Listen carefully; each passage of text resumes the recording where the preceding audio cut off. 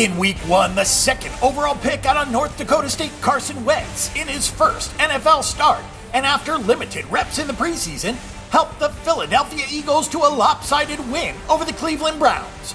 The Chicago Bears, meanwhile, held on for a while in Houston before they got worn down and not only lost, but failed to cover the spread after being within it for most of the game. This is not an ideal Monday Night Football matchup, but the NFL executives know where their bread is buttered, so we get two of the NFL's biggest markets in the spotlight as the Eagles take on the Bears at Soldier Field.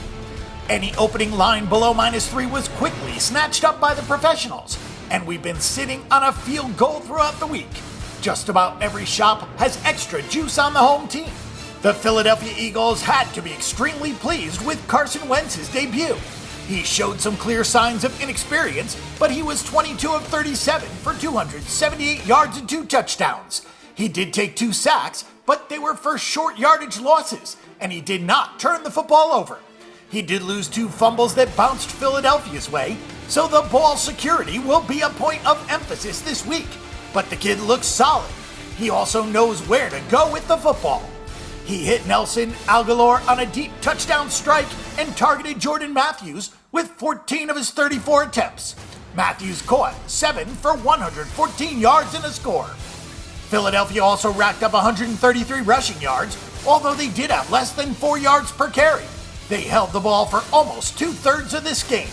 Many will scoff at Philadelphia's defensive performance because it came against the Browns, but the Eagles did a tremendous job in the limited action that they saw. The Browns were just 2 of 10 on 3rd down, and Robert Griffin III faced pressure for a good majority of the game. The big problem for the Eagles is that the gains they did allow were often very big. The Browns ran for 5.7 yards per carry and had 15.8 yards per catch, including plays of 58 and 44 yards. It appears that the Eagles played a little bit of high-risk, high-reward defense. They forced a turnover and had 3 sacks, but they also gave up some chunk plays. Alshon Jeffrey was the bulk of the Bears' offense last week. Jeffrey only caught 4 balls, but he racked up 105 of Chicago's 258 total yards on those 4 receptions. Jay Cutler was just 16 of 29 for 216 yards, a touchdown, and a pick. The Texans' relentless pass rush got to Cutler 5 times, and the Eagles are sure to come after Cutler this week. The running game never got going for the Bears, with just 3.7 yards per carry. At this point, it just doesn't seem like Cutler is a good fit in any Bears offense. From 2012 to the present, Cutler has thrown 56 interceptions in 57 games. He'll be under pressure here, and that will not help his accuracy or turnover problems. For the majority of the game, Vic Fangio's group did pretty well, but the Texans had the ball for over 36 minutes and started to wear down the defense late in the game. Houston was 12 of 20 on 3rd down, so that'll be a point of emphasis. But the defense gave it a whale of an effort before fatigue set in.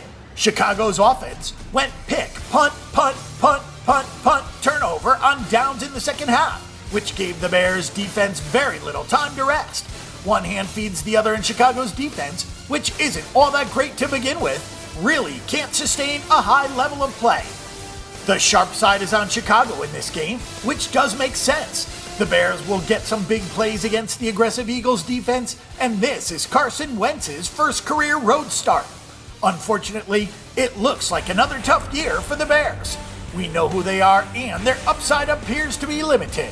The Eagles seem to have another level, particularly on defense, if they can fix some coverage issues, and that's where the edge lies in this game. Our pick and prediction is for the Philadelphia Eagles at +3. For our pick and prediction on this game and every other game this week, and a wealth of free stats and information, check out bangthebook.com.